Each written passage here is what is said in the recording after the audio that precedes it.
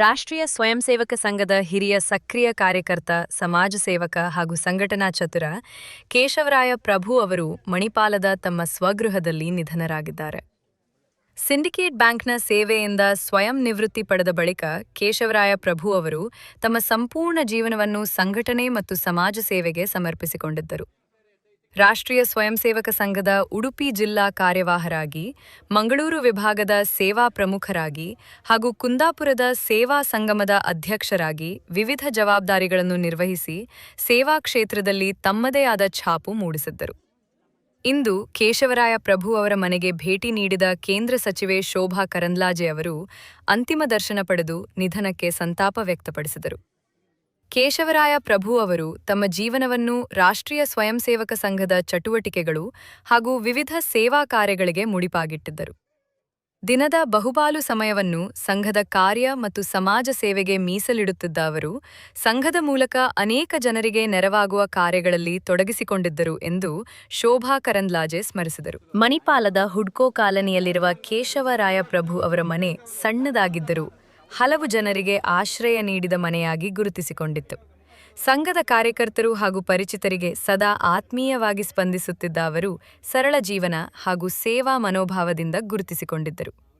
ಕೇಶವರಾಯ ಪ್ರಭು ಅವರೊಂದಿಗೆ ತಮ್ಮ ವೈಯಕ್ತಿಕ ಒಡನಾಟವನ್ನು ಸ್ಮರಿಸಿದ ಶೋಭಾ ಕರಂದ್ಲಾಜೆ, ತಾವು ಹಲವು ತಿಂಗಳು ಅವರ ಮನೆಯಲ್ಲಿ ಇದ್ದು ಊಟ ಮಾಡಿ ಕುಟುಂಬದ ಆತ್ಮೀಯತೆ ಪಡೆದಿದ್ದನ್ನು ನೆನಪಿಸಿಕೊಂಡರು. ಇಂದು ಅವರು ನಮ್ಮ ನಡುವೆ ಇಲ್ಲದಿದ್ದರೂ ಅವರ ಆದರ್ಶಗಳು ಮುಂದಿನ ಪೀಳಿಗೆಗೆ ದಾರಿದೀಪವಾಗಲಿವೆ ಎಂದು ಸಂತಾಪ ಸೂಚಿಸಿದರು. ಕೇಶವರಾಯ ಪ್ರಭು ಅವರ ನಿಧನದಿಂದ ಸಂಘದ ಕಾರ್ಯಕರ್ತರು ಹಾಗೂ ಅವರ ಅಭಿಮಾನಿ ಬಳಗದಲ್ಲಿ ದುಃಖದ ವಾತಾವರಣ ನಿರ್ಮಾಣವಾಗಿದೆ. ಬೆಳಿಗ್ಗೆ ಸುಮಾರು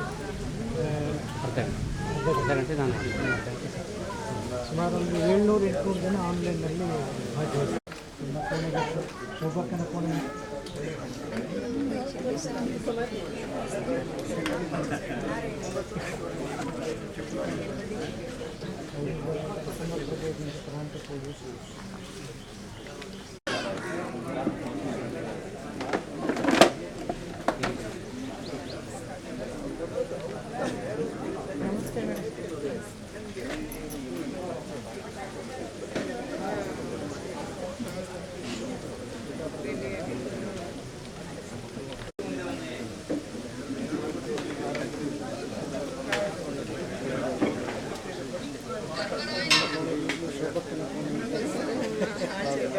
ಎಕ್ಸ್ಟ್ರಾ ಕಟ್ಟಿಸಿದ್ದಾರೆ.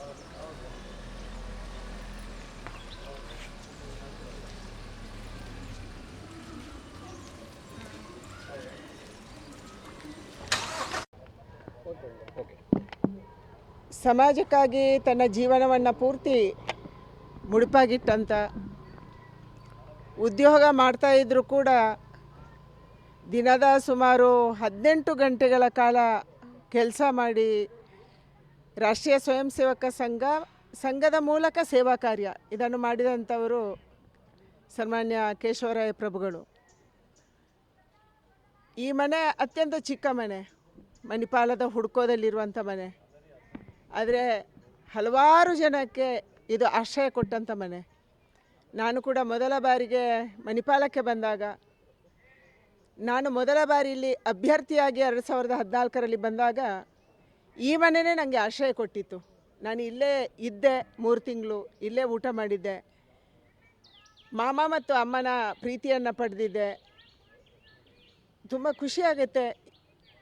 ಆದರೆ ಇವತ್ತು ಇಬ್ಬರು ನಮ್ಮ ಜೊತೆ ಇಲ್ಲ, ಅಮ್ಮನೂ ಇಲ್ಲ, ಕೇಶವರಾಯ ಪ್ರಭುಗಳು ಕೂಡ ನಮ್ಮನ್ನು ಅಗಲಿದ್ದಾರೆ. ಆದರೆ ಅವರು ಅಗಲುವಂಥ ಸಂದರ್ಭದಲ್ಲಿ ನಮಗೊಂದು ಪ್ರೇರಣೆಯನ್ನು ಕೊಟ್ಟು ಹೋಗಿದ್ದಾರೆ. ಆದರ್ಶಗಳನ್ನು ಬಿಟ್ಟು ಹೋಗಿದ್ದಾರೆ. ಈ ಮನೆಯನ್ನು ಕೂಡ ಅವರು ಸಂಘ ಕಾರ್ಯಕ್ಕೆ ಕೊಟ್ಟಿದ್ದಾರೆ, ಸೇವಾ ಕಾರ್ಯಕ್ಕೆ ಕೊಟ್ಟಿದ್ದಾರೆ. ತನಗಿದ್ದದು ಅತ್ಯಂತ ಚಿಕ್ಕ ಮನೆ, 2 ಮಕ್ಕಳಿದ್ದಾರೆ.